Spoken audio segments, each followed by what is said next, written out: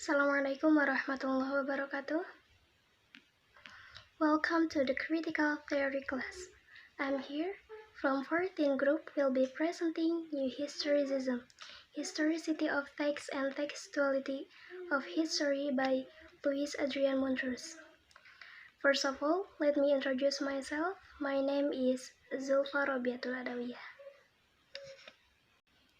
As for the material I'm going to discuss at this presentation, they are the significance of historical context to literary study, textuality, the meaning of New Historicism, the relationship between New Historicism, Marxism, and post-structuralism, and the concept of historicity of text and textuality of history. Let's start the first material. It's the significance of historical context of literary study.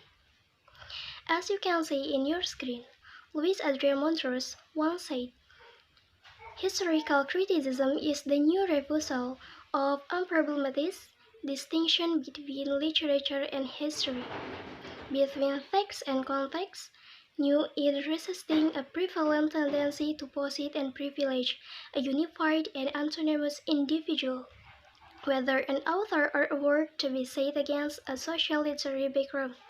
Historical context bring the significance value to literary studies, where, according to Montrose, when the idea of literary book is written, it is become history and the context itself will be linked into the certain history in the past, both literary work and history. Work is also the science fiction because the originality is lost when it's utilized, and we can even found the authentic path even in the biography. Okay, we are moving on to the next material. The second material is about textuality. Luis Adrian Montrose said textual traces are themselves subject to subsequent textual mediations when they are constructed as documents upon which historians ground their own texts, called histories. Textuality is textualizing something or simply writing history. All of works that have written in the past is becoming history in our days, everything.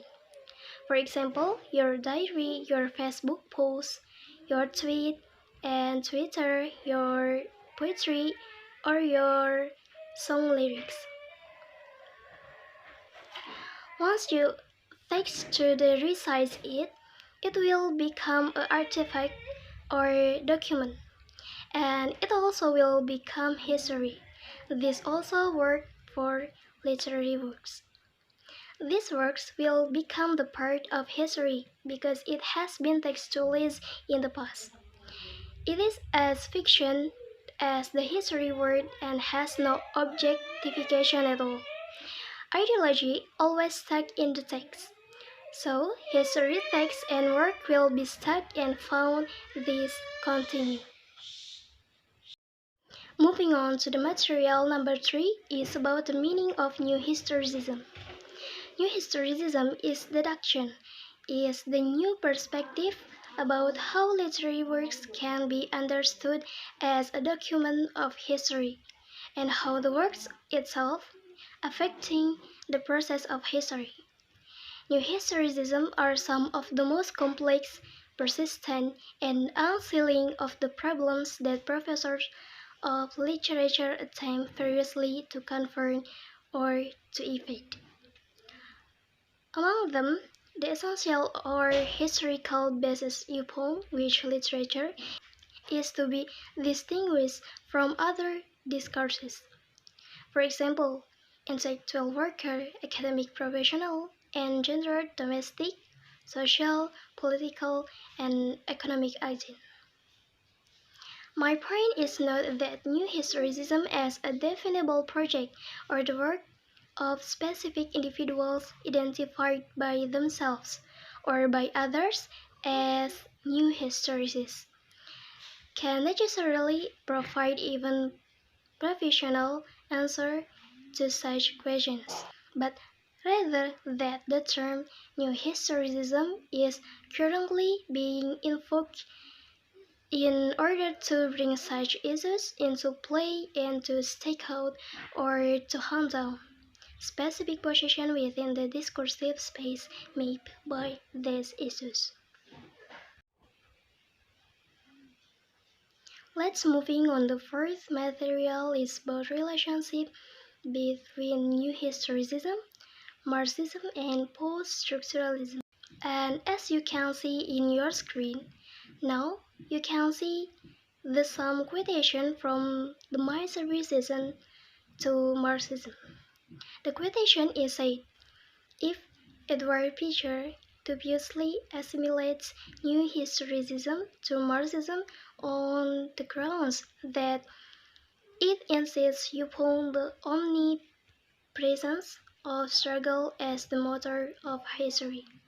Some self-identified Marxist critics are actively indicting New Historicism for its evasion of both critical commitment and diachronic analysis.